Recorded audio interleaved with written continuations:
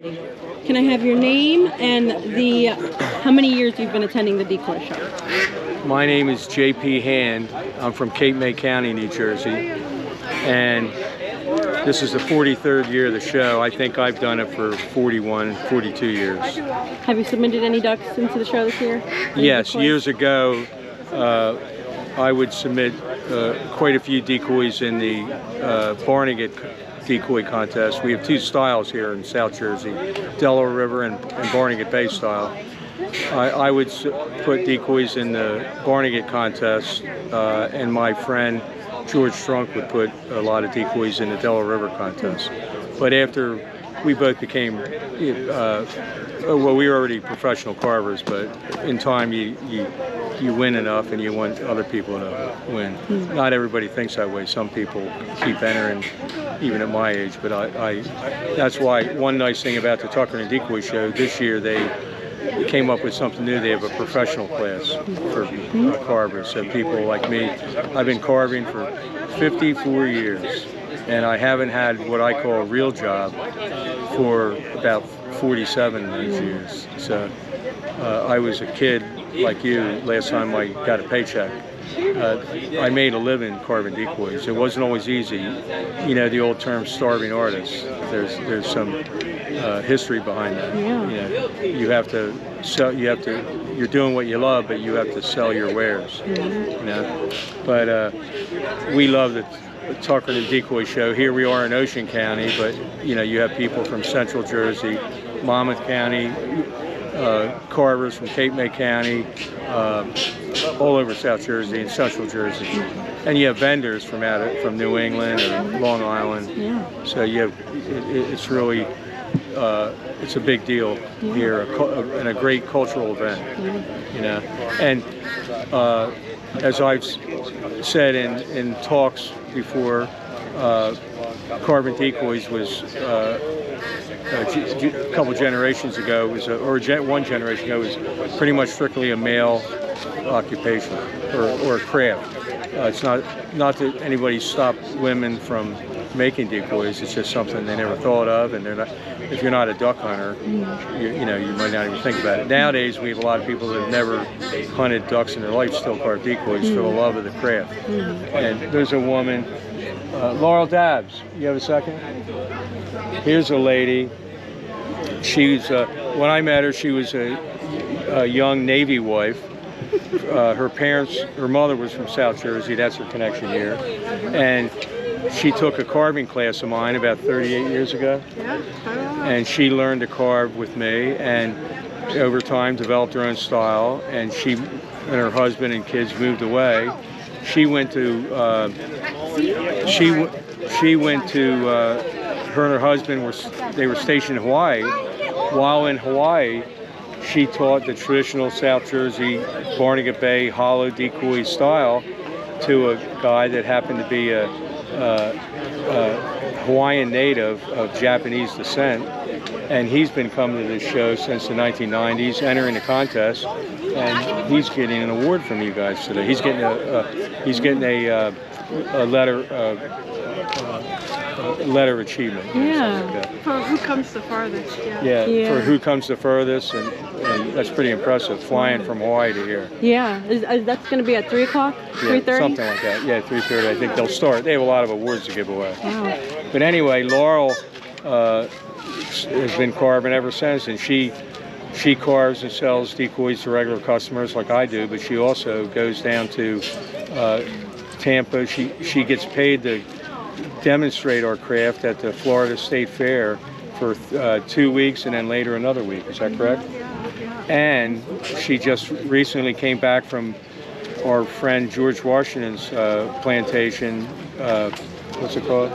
It's called Mount Vernon. Mount Vernon. Yeah, I carve for them. They have a colonial weekend. Oh, wow. And so that's really fun. And also, I just had some birds that were in the Smithsonian's Renwick Gallery. Oh, wow. As part of their State Fair exhibit. They wanted to highlight the arts of the State Fairs that people are still demonstrating that you don't see every day. Yeah. So that's really neat, and that'll be for a year. So nowadays you'll see women carvers. A generation you wouldn't see that. It's funny in the South. women traditionally go quail hunting. It's a bizarre thing to Yankees because you don't think of women going hunting, and but that was like a genteel thing up down south over the years. But I've taught quite a few young women to carve. That's really interesting. And you carved. You carved. Yeah, Did you work with Mark Ford? Yeah, Mark really taught me everything I needed to know, and I put in my first decoy this year. So congratulations. thank you. Good. Yeah, now I know it. for next year. It's a lot of fun. Yeah. And you never know where it's going to take you. Yeah. And Catherine, that works for the park system that holds this show here. You're with the Seaport. She's taken lessons with Mark Ford as well. And whenever I hear somebody learning how to carve, I hope they stick with it because a lot everybody does. Something you can do your whole life. When somebody like George Strunk and I, or my mentors Hurley Conklin or Harry Shores, you teach somebody to carve, you don't know whether they're going to stick with it or not, but you still share your craft. You share your knowledge, and hopefully they'll stick with it. But it's fun. My dear friend Pete Peterson, he's 82 or 83. He's been carving for 65 years. Bob White's 85, still carving decoys. Grayson Chesser in Eastern Shore, Virginia, been carving for 60 years. I've been carving only 54 years. And one thing we all have in common, it's still fun. We look forward to going out in our shop and work. And the only difference when you're young and hungry, you carve whatever anybody wants you to make, what species or what type of bird. When you get older, you can just carve what you feel like it. Somebody will buy it sooner or later. Okay? Now, after like 40 years of the Decoy Show, what are like the most significant differences you guys have seen over the years? Well, that's a very good question, Adriana. This show used to be a lot bigger. 20, 30 years ago, this show was not just at the county park, and also the Seaport, Tuckerton Seaport, sharing, they're both sharing the limelight. You're both celebrating this festival. But for the county part, the county that puts the show on, Ocean County, they not only had all this stuff you see at the park today, but they had, I believe, the elementary school with artists and decorative carvers, and also the high school. So they have a shuttle bus going to the Seaport, going to high school, going to elementary school, and back here. The show, I think they claimed back then 30 or 40,000 people attended it, and maybe now it's 10,000 people. But the show's better now. It still has everything good it had before. It does. Bigness isn't always the best, And just like I tell people, the vendors here are selling decoys. Some of them do it as a hobby and make a little extra money. Some of them do it for a living, like I do. You don't need 1,000 people. You need 100 people to buy. Okay, and that's the difference. But the best thing about this is it's a cultural event, and it's open to everybody. We even let girls carve now, as I said earlier. And we need more people to enter the contest. And used to be there were tables under that entire tent and hundreds of decoys. But there's still plenty of people entering. But they could use more. And one thing else about it I was going to tell you, and I can't think what it was. So you have to stop for a minute or listen to her some more.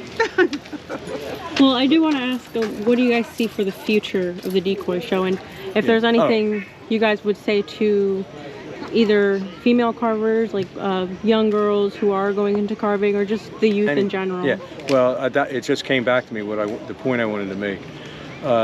Not too long ago, an old guy, older than me, said, I don't remember who it was even, he said, this is dying out. It's a shame decoy carving is dying out. And I bit my tongue.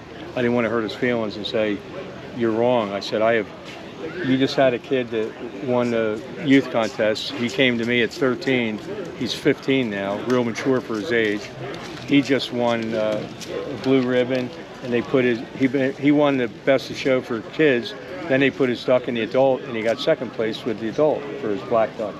And his little brother, he's 15, his brother's 13, he got a blue ribbon for his photographs in your photo contest. And there's a lot of young people, and even young 20-somethings, getting into making their own decoys. What happened, especially in Jersey, along the coast, New England to North Carolina. You didn't see decoys made in Florida too much with South Carolina and Georgia. But you had guys making their own decoys. That, more often than not, they didn't have. Some people made them to sell, but most duck hunters didn't have the money to buy the extra money to buy decoys anyway. So they made their own decoys, and in every region, you have one guy's better than everybody else, and over time they copy him, and it develops a regional style, like Schuard's, H.B. Schuard's and Tuckerton. But you had people making handmade decoys, and then World War II came along, and you have all these young men, 16 million men and women, fighting in the war effort, World War II. It's something that's ancient history to you, but you lost a whole generation of guys hand-making decoys, and at the same time, factories started making pressed. They had cork decoys, which are basically handmade in a big warehouse that they're considered factory-made. And then you had pressed cardboard decoys and then plastic decoys. And so they're less money and they work. But now we have good times, and you have a lot of young people, especially young duck hunters in their 20s, and they want to hunt with real wooden decoys. It's like you can go buy clothes, at Walmart, for less money than you at a high-end store, but you might want a nice pair of jeans, and you're willing to pay the money. So the future's bright. And I should close with you guys, the Cape May County Park system, whatever branch of the county government you guys are, you do a hell of a great job here, and you at the Seaport as well.